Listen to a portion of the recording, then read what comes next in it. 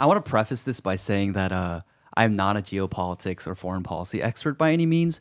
I think it's interesting, but I don't speak out on them because I know more about Korean history. I know more about Christendom and Christian history and the American tradition and the Christian political tradition in America. But I think the biggest thing that we have to understand is that this is a very nuanced and difficult situation because I think it is because it's so volatile. We don't know what's going to happen. And so because we don't know what's going to happen, we can't predict exactly how it's going to turn out.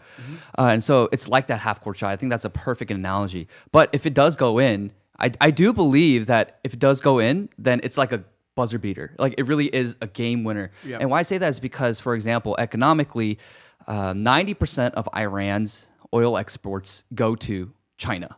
90%. And then 30%, I think it's 30% of Chinese imports for oil come from Iran. So then if we're able to install a pro-American regime in Iran, then yes, it'll be objectively bad for our number one geopolitical threat, at least, when it comes to our economic competitor. Yeah, economic competitor, China.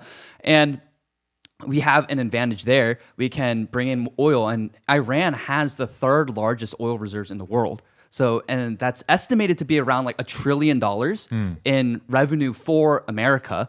And so there's a lot of these economic benefits as well on top of crippling China because I do think this is also nuanced that a lot of the anti-CCP and anti-China hatred in America, especially among the right wing, it's a little overblown. I think it is a little overblown because they're stuck in Cold War dynamics. But at the same time, they are a threat. They are a foreign, but also domestic threat with a lot of the Chinese nationals with ties to the CCP in America, in our college campuses. But objectively, on that front, it would be an objective good. Now, on top of that, Wes, you're mentioning about Iran being the number one state sponsor of terrorism worldwide, and yes, with the axis of what do they call themselves? The axis of resistance, axis of evil, or something. Yeah, like whatever that. they call themselves depends on your source.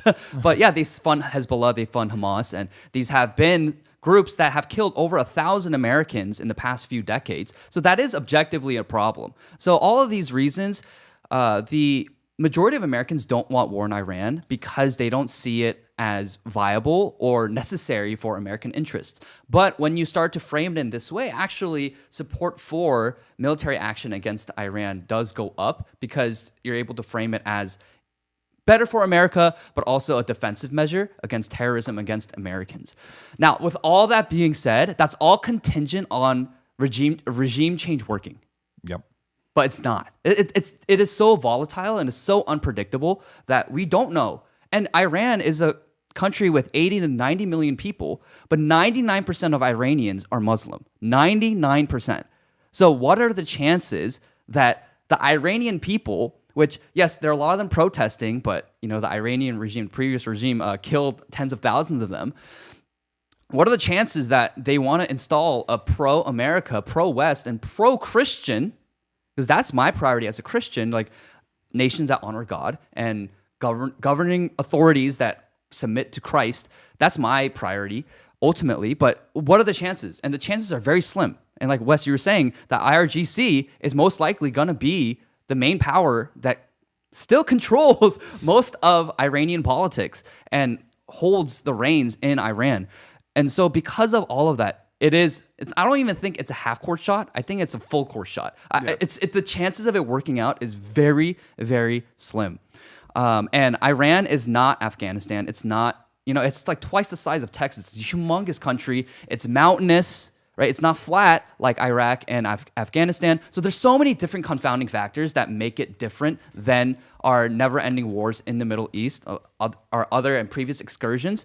But that's why I'm very, very skeptical of this. And at the same time, I do find the messaging to be very confusing, where they say Iran poses an existential threat to America, where yes, they don't like America, sure, but also part of that is because America and Israel has been meddling in the Middle East for so long, right? In the late 1950s, when they ousted the socialist leader, like the Iranians literally in one generation are like, actually, no, we're going to take it back.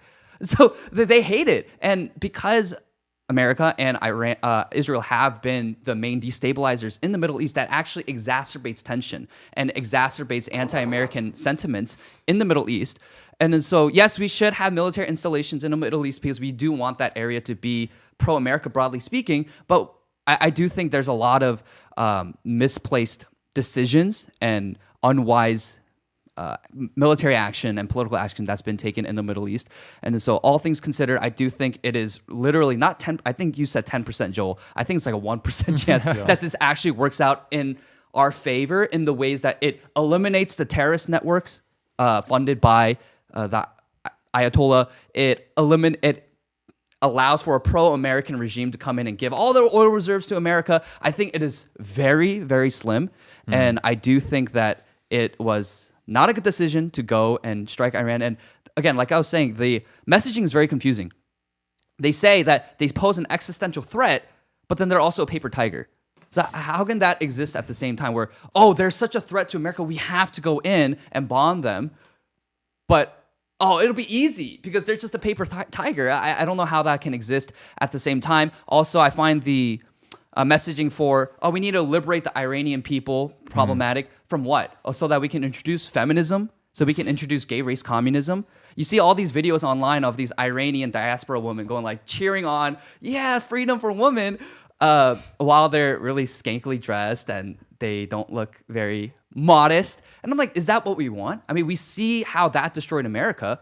When we're exporting democracy and freedom, that actually just means degeneracy and ways of life that is apart from and a departure from the law of God. So I don't think that liberation of the Iranian people should be a priority. Yes, we should want Christians to be able to practice their faith in Iran freely, yes, but the chances of that being a stable government that is pro-America and pro-Christian, it is very slim. And so I believe that it wasn't a good decision, but the reality is that the decision is made.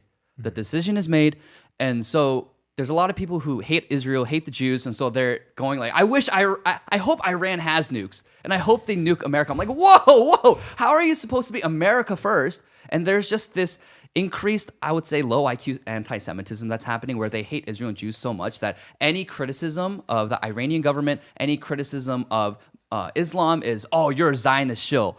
And I believe that it's happened. It wasn't a good decision, but we are in Iran at this point, and we should pray for and advocate for a swift victory over whatever it is and objectives, whatever that is, and to pull out as soon as possible with minimal casualties and without boots on the ground, because there are technically no boots on the ground. All the soldiers, I think four soldiers have died so far, and they are because of the attacks that Iran has lodged against military installations in the Middle East surrounding Iran. So rest in peace to them. And I do think any one person, even if it's a small amount, I think any American soldier that is dying for wars for Israel is a casualty, and it is a tragedy that no one should be. But at the same time, the reality is we're there right now. And so what should we advocate for, and what should we desire moving forward? And is that America is swift, they do what they need to do and get out as soon as possible. Amen. Absolutely.